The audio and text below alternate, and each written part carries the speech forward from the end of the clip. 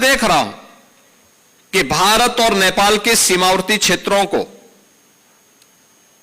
उसी एकता के सूत्र के साथ जोड़ने का एक अभिनव प्रयास आज से 5 वर्ष पहले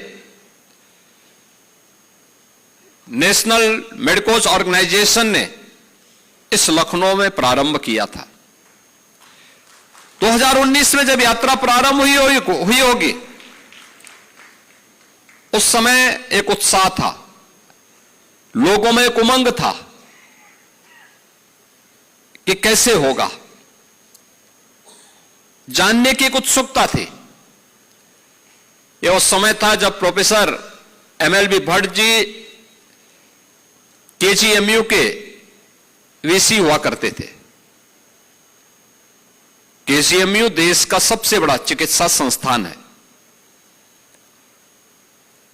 और उस समय मैंने भी उनको इस बारे में कहा था कि हमें बलरामपुर सरदेव अटल बिहारी वाजपेयी जी की कर्मभूमि रही है, प्रारंभिक कर्मभूमि रही है, और एक वहां के लोगों के मन में अटल जी के प्रति एक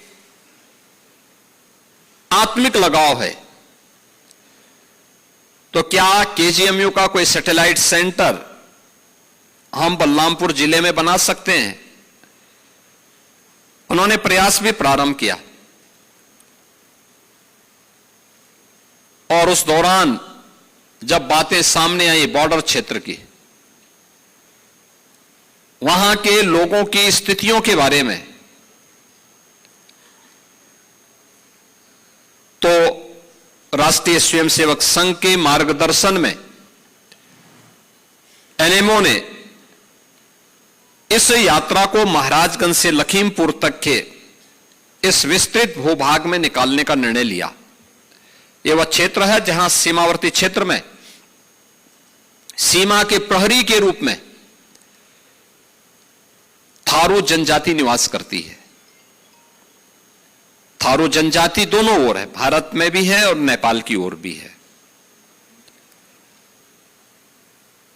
साथ साथ एक तरफ उनकी गरीबी और बदहाली एक चुनौती, और दूसरी तरफ वहां पर बढ़ रहे कुछ नौ धनाढ्य,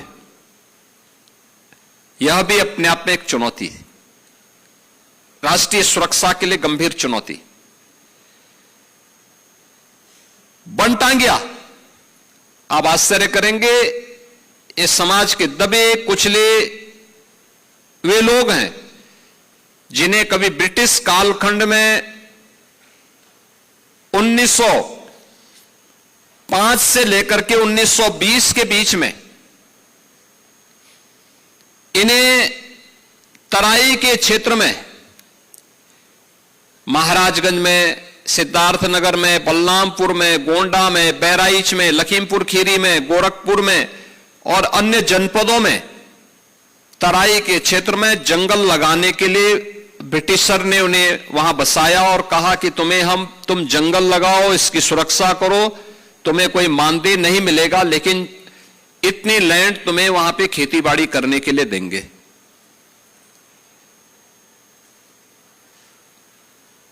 इस देश में आजादी का आंदोलन चला, ब्रिटिश इस देश को छोड़ने के लिए मजबूर हुए। 1947 में उन्होंने देश को आजादी मिली, लेकिन आपको आश्चर्य हो रहा होगा, बनटांगिया के लगभग 54-55 जो ये गांव हैं जिनमें हजारों लोग निवास करते हैं, इन लोगों को 1947 से लेकर के 2017 तक,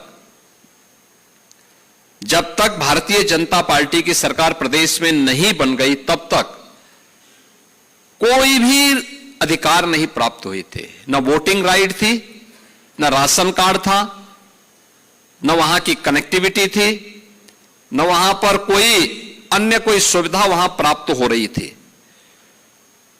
2017 में जब हमारी सरकार बनी तो हम लोगों ने उनके बारे में सोचना प्रारंभ किया, अन्यथा उससे पहले वन विभाग के लोग उनका शोषण करते थे, पुलिस के लोग भी उनका शोषण करते थे, और उनके बीच में धीरे धीरे करके कुछ मशीनरी से जुड़े हुए लोग और कुछ वामपंथी लोग भी उनके बीच में घुस करके उनका ब्रेन वॉश करना प्रारंभ कर दिए थे। और उस दौरान जब सरकार आई, सरकार आने के बाद हम लोगों ने कहा कि नहीं, इनको सबसे पहले राजस्व गांव के रूप में मान्यता देने की आवश्यकता है, और उन्हें राजस्व गांव के रूप में मान्यता दी गई। ये सभी 54 गांव आज सभी प्रकार की सुविधाओं से आच्छादित हैं। उनके वोटिंग राइट भी दी गई उनको। उन्होंने 2019 से अपना वोट देना प्रारंभ कर दिया है।